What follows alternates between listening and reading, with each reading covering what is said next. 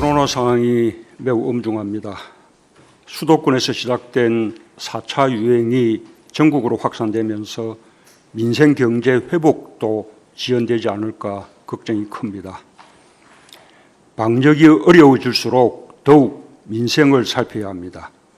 오늘 민생경제장관회의는 고강도 방역 조치에 따른 민생경제의 피해를 신속하게 지원하기 위해 마련했습니다.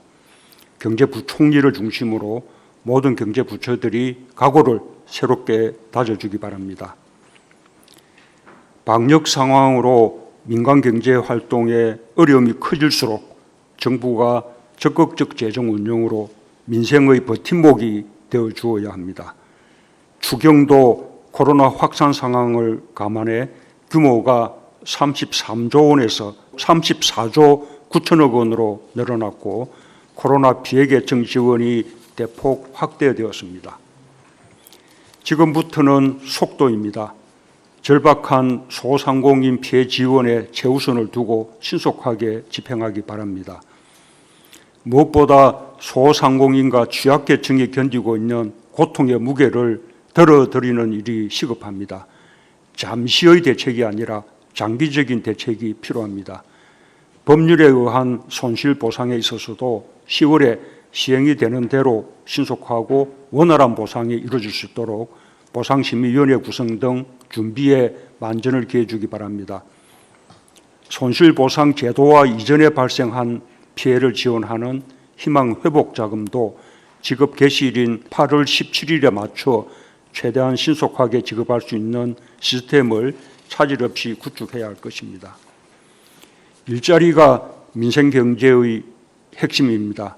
여행업, 관광업을 비롯한 코로나 취약 업종을 중심으로 고용유지 지원을 더욱 확대해야 할 것입니다. 취업에 어려움을 겪는 청년, 여성, 어르신들을 대상으로 다양한 방안의 일자리 지원 사업을 차질 없이 진행해 주기 바랍니다. 청년들에게 코로나 위기가 잃어버린 시간이 되어서는 안 됩니다. 미래를 향한 준비의 시간이 될 수 있도록 다각적인 지원 노력을 당부합니다. 우리는 코로나 위기를 겪으며 감염병 유행의 충격이 사회의 가장 약한 계층에 집중된다는 것을 확인했습니다. 위기가 지속되는 내내 저소득층과 취약계층을 더욱 두텁게 지원하는 것은 물론 외환위기 때처럼 양극화가 고착되지 않도록 긴 관점으로 멀리 내다보면서 정책적 노력을 기울여야 할 것입니다. 오는 10월 생계급여 부양 의무자 기준이 전면 폐지되면 5만여 가구가 추가로 혜택을 받을 수 있습니다. 전국민 고용보험제도 역시 계획대로 차질 없이 추진하고 있습니다. 고용안전망과 사회안전망 강화로 위기가 격차를 심화시키는 것을 반드시 막아야 합니다. 재정의 직접적인 역할 못지않게 정책 서민금융을 확대하는 것이 매우 중요합니다. 신용 등급이 낮고 소득이 낮은 국민들도 활용할 수 있는 새로운 정책 서민금융 상품들을 통해 금융 접근성을 더욱 높여주길 바랍니다. 코로나로 생업에 어려움을 겪으면서 부득이 채무를 제때 갚지 못하는 분들도 발생하고 있습니다. 신용회복위원회를 통한 채무조정제도의 활용도를 높이고 일시 연체가 있었더라도 이후 성실하게 연체 채무를 전액 상환한 차주에 대한 신용회복 지원 방안도 신속하게 마련해 주길 바랍니다. 위기 대응 과정에서 유동성이 증가하는 등 전 세계적으로 물가 상승 우려가 큽니다. 폭염 등 공급 측면의 불안 요인도 있습니다.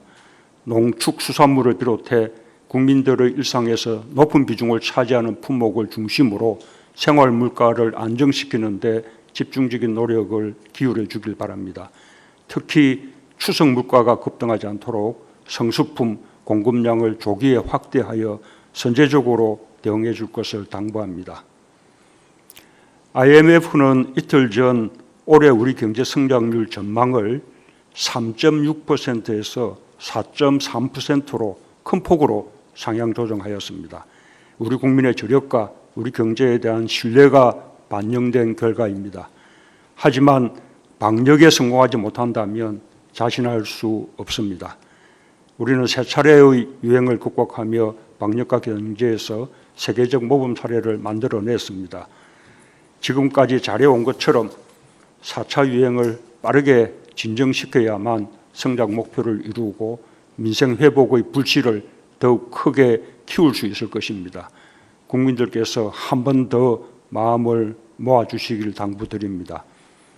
정부는 코로나 피해가 큰 계층을 더욱 두텁게 지원하는 공정한 회복, 격차를 줄이는 포용적 회복, 일자리의 회복까지 이루는 완전한 회복을 위해 최선을 다할 것입니다.